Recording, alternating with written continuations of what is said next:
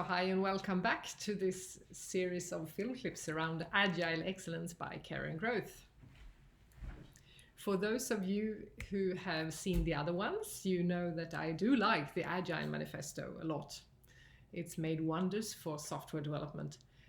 Although the limiting thing about it is that it talks about software development.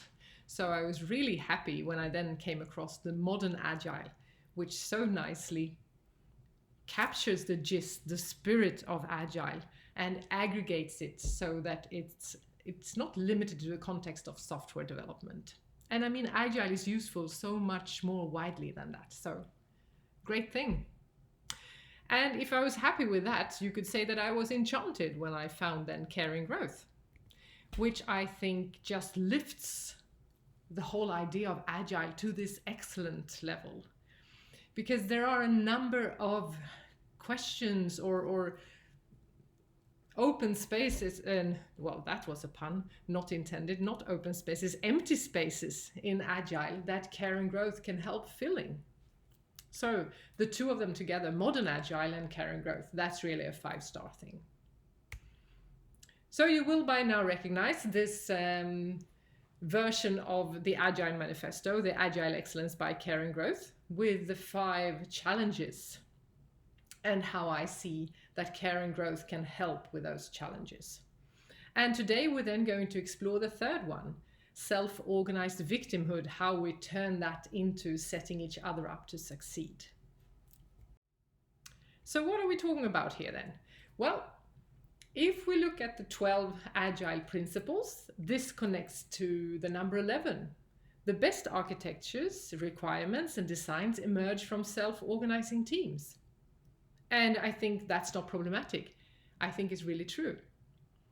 The thing that we're tampering with here, though, is to keep those or make those teams really true, self-organizing and strong, and not have them ending up in a victimhood. So to do that, one thing is to make sure we're right about this accountability thing in the hierarchy that we talked about earlier. So we don't try to hold the team accountable for something they don't have the means and ability for. Like, for example, having them commit to something that they don't really believe in themselves. Then we'll just have a victimized team instead. So that's the one thing. But now we're going to look at then how we can help or make the team members themselves to set each other up to succeed. So to kick that off, I'd like to show you a 5 why exercise that we did with Team Giraffe that I'm part of. And this exercise is from the book XXL Agile and Lean Coaching. So we started off this 5 why exercise with realizing that we get a lot of stuff done and we have so much fun. And being then coaches and really curious about things, we asked ourselves, why? Why is that? Well, we have an open atmosphere and we really build on each other's ideas. Great. Why? We really trust each other. Wonderful.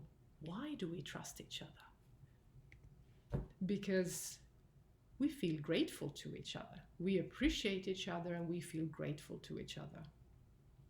Super. Why? Because we have really taken the time to get to know each other. When we started off as a team, we very deliberately spent time to get to know each other.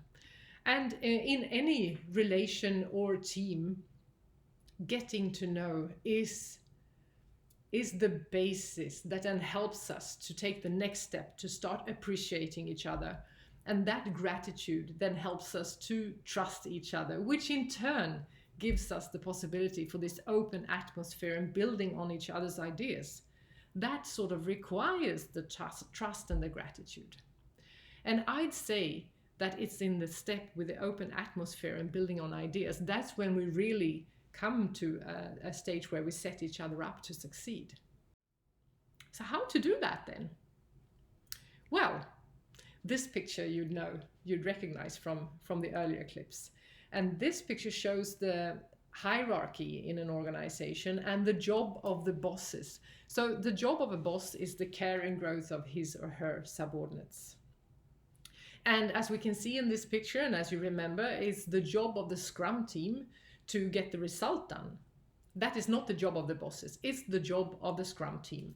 And the job of their line manager or Scrum Master first is the care and growth of the team. What about within the team? Well, let's take this little man here, the Scrum team person, and we'll have several versions of it. This is not a very diverse team. It's just the same person 6 times. But anyway, here we have then the team with the team members. So this care and growth thing, the type of team that we have here, really, it would be reasonable. It is reasonable to encourage them and also to expect from them to care for and help each other to grow within the team, between peers. It's not just a question of a leader in a hierarchy. It's also a question of team members to do for each other. So how to do that then? Well, the care I think we just looked at, and the growth we've looked at earlier. What do you say about this? If we think of the 5 why exercise and the getting to know each other, to feel the gratitude and the trust, that really builds a stairway to care. A way to care then, so that you will actually check up when a person doesn't show up for a stand-up meeting, not just be irritated because he or she is not there, but to actually care enough to check why. And the growth, well, that comes back to the accountability that we talked about earlier. The important accountability to make sure that when there is a standard, when we have the means and the ability in place, we hold each other accountable, also within the team. So in an agile organization, the leaders will hold the team accountable. Within the team members need to hold each other accountable. That will be the way to help each other to grow. So I hope you found this interesting, and if you want to check out more, please go to our website, skatomagroup.com, and I'll just see you in the next video clip. Bye!